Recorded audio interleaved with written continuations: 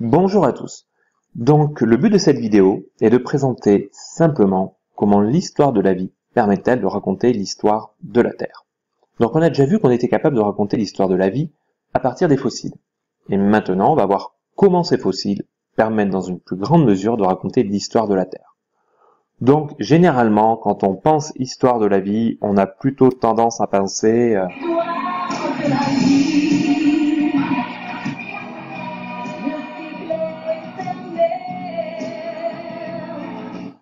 le cycle éternel. Oui.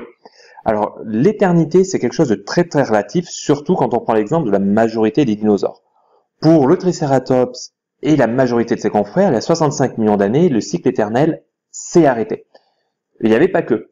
La majorité des reptiles marins, en pensant aussi aux ammonites et pas mal d'espèces de poissons, la majorité des reptiles volants, les ptérosaures, pour eux, il y a 65 millions d'années, ça a été game over.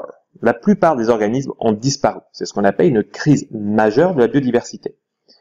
Donc, à quoi ça s'explique, ces crises majeures? Il y a toujours trois facteurs qui interviennent. Le premier, un changement climatique. Le changement climatique, il s'est mis à faire froid pendant les 20 derniers millions d'années du Crétacé. Quand vous êtes un dinosaure, le froid, ce n'est pas bien pour votre métabolisme et vous ne survivez pas, pour la plupart. Le deuxième facteur, c'est le volcanisme. Le volcanisme, un volcanisme intensif, c'est-à-dire pendant plusieurs centaines de milliers d'années, des volcans ont émis dans l'atmosphère des gaz toxiques, des cendres, ce qui a profondément modifié la structure de l'atmosphère et rendu difficile la vie pour les gros organismes. Pour se donner une petite idée du volcanisme qu'il y a eu, la carte, là, en bas à gauche, vous présente les trappes du Décan, qui représentent la lave émise par ce volcan, et la superficie qu'elle couvre. Simplement, c'est à peu près la surface de la France métropolitaine sur 2 km de large, d'épaisseur. Ça fait beaucoup. Et le troisième facteur, qui est le plus connu, pas forcément pourtant le plus dramatique, c'est au cas où quelques organismes ont eu l'idée saugrenue de survivre, une énorme météorite, on parle d'un caillou qui fait plusieurs dizaines de kilomètres de long, qui va plusieurs centaines de milliers de kilomètres heure, est rentrée en contact avec la Terre. Dans un lieu bien précis qu'on appelle le cratère de Chicxulub dans la péninsule du Yucatan. Et ça a soulevé une quantité de poussière astronomique et monumentale qui a obscurci le ciel pendant probablement des années. Et des années, ça va de quelques dizaines d'années, voire à peut-être le siècle. Donc pareil, ça a été le coup de grâce pour la majorité des survivants. Mais il y a eu des survivants, quand même. Mais en tout cas, nos pauvres petits dinosaures se sont pour la majorité éteints. Pas tous, je vous rappelle que le poulet est un dinosaure. Et c'est quand même dommage. Non, on me signale que c'est pas dommage, et notamment un people, quelqu'un qui est une référence dans la matière, ou une histoire d'évolution, Scratch, tient à nous signaler que non, les dinosaures sont morts, et finalement c'est pas un mal pour la plupart. Petite explication. Voici la vie au Crétacé. Vous aviez des dinosaures en haut, en bas, à droite, bref, la Terre, la surface terrestre, était dominée par les dinosaures.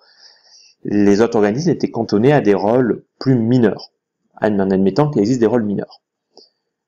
Après les dinosaures, tout de suite c'est complètement différent. On voit beaucoup de mammifères, et notamment, là, en bas à gauche, l'arrière-papy de Scratch.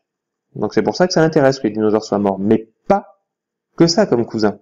Ici, vous avez par exemple les tout premiers chevaux, Hyracotherium. Et là, dans l'arbre, notre arrière cousin. Parce qu'on ne peut pas réellement parler d'insectes, mais dès la fin des dinosaures, apparaissent les premiers primates. Donc, c'est ainsi que dans le registre fossile, on peut voir apparaître les marqueurs d'une crise de la biodiversité. Le premier d'entre eux, ça va être le renouvellement et l'extinction d'espèces. Typiquement, les dinosaures s'éteignent, apparaissent de nouveaux organismes. Je reviens, premier point, l'extinction massive des organismes. En l'occurrence, ici, les dinosaures n'en avaient. Deuxième point, le renouvellement. Les dinos disparaissent, ça laisse tout le champ libre aux mammifères et aux dinosaures aviens, qu'on appelle couramment les oiseaux. Troisième facteur qui est important, ça va être ce qu'on va appeler la diversification. Typiquement, les oiseaux, vont pouvoir prendre d'autres niches écologiques. C'est le cas du Gastornis, qui est en fait un énorme prédateur, j'avais envie de dire un poulet de la mort, à peu de choses près, qui était un énorme oiseau carnivore. Mais les places de grands herbivores sont pris par des organismes tels le Wentatherium, un rhinocéros à 6 cornes et avec des défenses, quoi de plus normal. Ou alors, même les niches aquatiques vont être occupées par des mammifères, et notamment par ça. Ça, c'est le Pachycetus. C'est parmi les tout premiers cétacés. C'est en fait l'arrière-arrière-cousin à la baleine. C'est pas flagrant comme ça, mais les fossiles nous le démontrent. Ensuite, c'est lié à quoi tous ces changements? C'est lié à quelque chose qu'on a vu en cours, que vous avez expérimenté avec ce petit jeu, c'est la sélection naturelle. En quoi la sélection naturelle a joué? On a vu que la sélection naturelle trie les organismes en fonction du milieu. Et là, en l'occurrence, le milieu a changé. On est passé d'un milieu où il y avait de la nourriture à profusion, donc idéal quand vous êtes des organismes monumentaux, pesant plusieurs centaines de tonnes, et qui mangeaient tout, qui laissaient que des miettes au reste. Mais une fois que les écosystèmes ont été détruits, qu'il n'y avait plus beaucoup de nourriture à disposition, le fait d'être très volumineux, qui était un avantage avant, parce que ça évitait de se faire manger, devient tout de suite un inconvénient.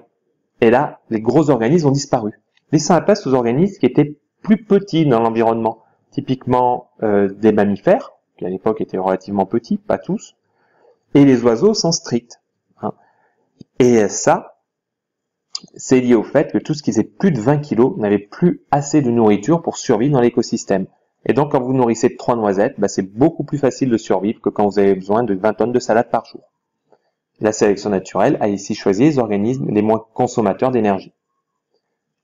Donc, oui, il y a toujours des jaloux. On parle beaucoup de l'extinction des dinosaures. Et là, le Dunkleosteus nous explique que c'est pas la seule crise de biodiversité qui existe. Et on va peut-être parler de la sienne, puisque globalement, les dents de la mer, c'est un conte pour enfants à comparer du Dunkleosteus. Donc on va pas le vexer. Il y a eu donc plusieurs crises de la biodiversité. Ce graphique est un graphique classique, nous présente le pourcentage de disparition des espèces marines, parce qu'on a beaucoup plus de données fossiles sur les animaux marins que sur les animaux terrestres, en fonction du temps.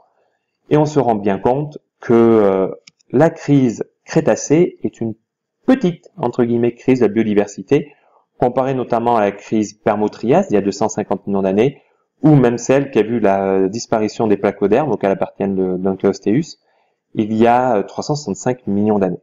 En tout, on admet qu'il y a 5 crises majeures de la biodiversité. Et ces 5 crises majeures ont toutes la même origine, qu'on vient de voir pour la crise Crétacée-Tertiaire. Le changement climatique, réchauffement ou refroidissement. Deuxième point, le volcanisme intensif. Troisième point, la chute d'une météorite. Mais ces crises majeures sont aussi ponctuées de crises mineures, qui, elles, vont s'expliquer par soit du volcanisme, soit une météorite, soit un changement climatique majeur. Et l'ensemble de ces crises vont permettre aux scientifiques de construire l'échelle géologique des temps, l'échelle des temps géologiques, pour le dire en français. Et cette échelle est intrinsèquement marquée par l'histoire de la vie. D'ailleurs, le premier découpage de cette échelle est marqué par l'apparition de la vie elle-même il y a 3,8 milliards d'années. Et le découpage sur l'échelle des temps qui nous intéresse le plus, c'est les phanérozoïques, est lié à l'apparition des organismes complexes. On va admettre que des animaux stricto sensu, vraiment au sens strict. On va repérer nos 5 crises majeures de la biodiversité. Elles vont permettre de séparer le secondaire du tertiaire, le primaire du secondaire et plusieurs âges importants entre eux. Mais également, on va directement pouvoir lire sur cette carte les crises mineures qui vont séparer la plupart des étages de l'échelle des temps géologiques. Et justement, on sépare ces étages parce qu'on observe un profond remaniement de la faune à ces moments-là. C'est-à-dire que puisque la biodiversité change, et en regardant les caractéristiques des fossiles, on peut admettre qu'à ce moment-là, il y a un changement climatique. Qu'à ce moment-là, la vie a changé brusquement parce qu'il y a eu la chute d'une météorite. Qu'à ce moment-là, la vie a été complètement chamboulée parce qu'il y a eu les 3 en même temps. Et finalement, toutes ces crises de la biodiversité nous racontent les grands événements de l'histoire de la Terre, tous les événements marquants que notre planète a subis depuis 3,8 milliards d'années que la vie est apparue. Voilà, donc j'espère que cette vidéo vous a permis de bien cerner comment l'étude des fossiles et donc l'étude de l'histoire de la vie permet de mettre en avant l'histoire de la Terre. Je vous remercie de votre attention. Je vous invite à faire une petite synthèse, quelques lignes pour résumer toutes les idées fortes que j'ai citées dans cette vidéo. Et on se revoit à la rentrée. Merci de votre attention. Au revoir.